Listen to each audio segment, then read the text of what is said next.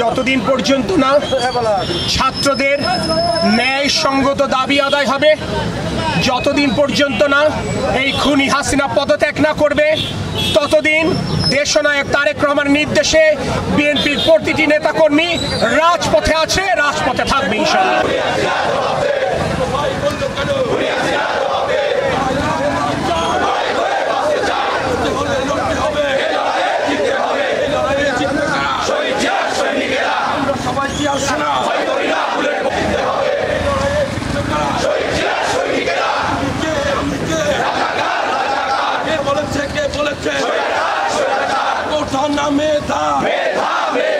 আমার ভাই বলল কেন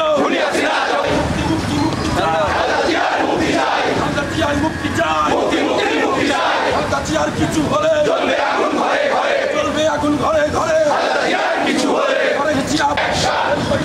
বিরুদ্ধে লড়াই চাই, হলে লড়তে হবে, লড়াইয়ে জিতবে কারা, এক দফা এক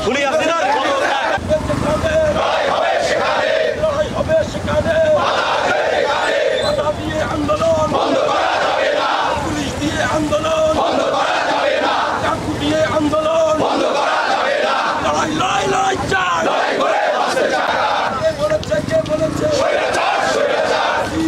হাসিনা লজ্জাই বাঁচি না, শেখ হাসিনার আস্তানা,